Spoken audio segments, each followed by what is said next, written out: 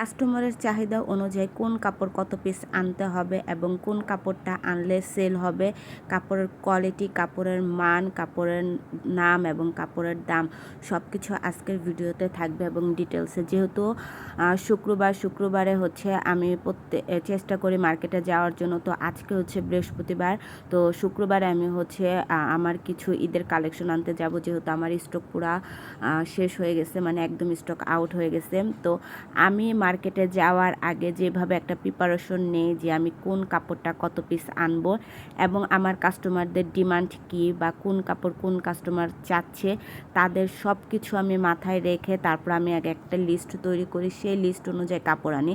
তো সেটাই আজকে আপনাদের সাথে শেয়ার করব। আশা করি আজকে আপনাদের ভিডিওটা ভালো লাগবে। ভিডিওটা যদি ভালো লাগে অবশ্যই লাইক, কমেন্ট এবং শেয়ার করতে ভুলবেন না। যারা আমার চ্যানেলটাকে সাবস্ক্রাইব করেছেন তাদেরকে জানাই অসংখ্য ধন্যবাদ, আর যারা এখনও সাবস্ক্রাইব করেন প্লিজ আমার চ্যানেলটাকে সাবস্ক্রাইব করে পাশে থাকবেন। তো আমি এখানে 1 নম্বরে কিন্তু জমজম এ গ্রেড দিয়েছি। আমার কিন্তু জমজম মাসালা দিলে অনেক সেল হয়, তো আমি এবার একটু কম আনবো, জমজম মাত্র 10 পিস আনবো।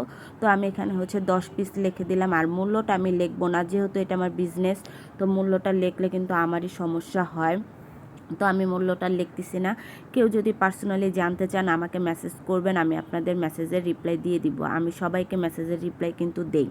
তারপর হচ্ছে আমি গঙ্গা প্যাটার্নে হচ্ছে 5টা রাখছি, কারণ হচ্ছে অনেকে গিফট করে, একটু কম দামে চায়, তো গঙ্গার প্রাইসটা একটু কম, তো আমার এখানে গঙ্গা আমি কমই আনি সবসময়। তো এবার হচ্ছে 5 পিস আনবো এবং খাদ্দি কটন আমার অলরেডি 3টা অর্ডার আছে, আর 3টা আমি এক্সট্রা আনবো, তো মোট 6 পিস খাদ্দি কটন আনবো। আর এখানে হচ্ছে অল ওভার যে সিকোয়েন্সটা, এটার কোয়ালিটি কিন্তু অনেক ভালো এবং অল ওভার সিকোয়েন্সের মধ্যে কিন্তু 3-4টা ভ্যারাইটিস আছে।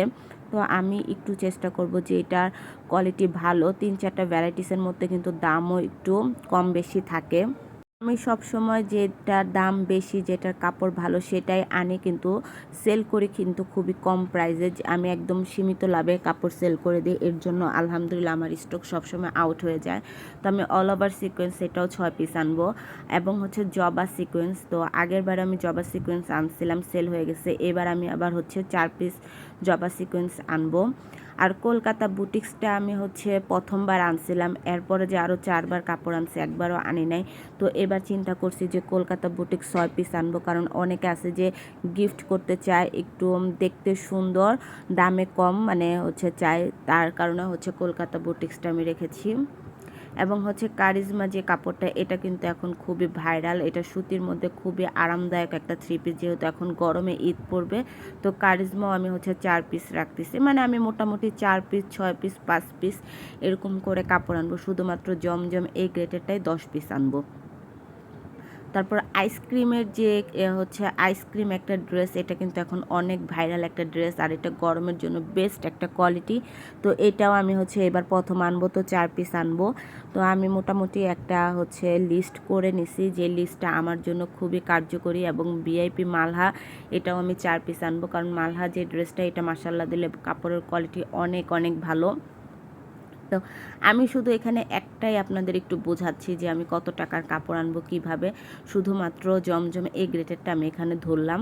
তো আপনারা হচ্ছে যদি মার্কেটে যাওয়ার আগে পূর্ব প্রস্তুতি নিয়ে যান যে আপনারা কত পিস কাপড় আনবেন, কোন কাপড়টা কত পিস আনবেন, এতে কিন্তু আপনাদের সময় কম লাগবে এবং আপনারা বেস্ট কোয়ালিটির কাপড় আনতে পারবেন আমি মনে করি।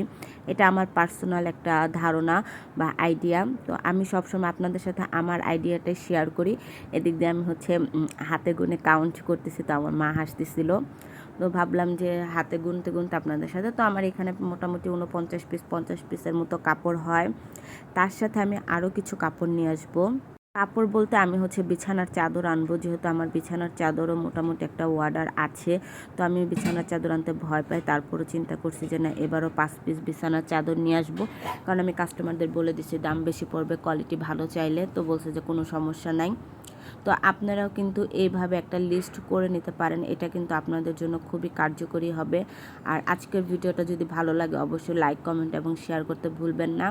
আর যারা আমার চ্যানেলটাকে সাবস্ক্রাইব করেছেন তাদেরকে জানাই অসংখ্য ধন্যবাদ, আর যারা এখনও সাবস্ক্রাইব করেনি প্লিজ সাবস্ক্রাইব করে পাশে থাকা বেল আইকনটা অন করে দিবেন, যাতে আমি যে কোনো ভিডিও ছাড়ার সাথে সাথে আপনারা নোটিফিকেশন পেয়ে যান।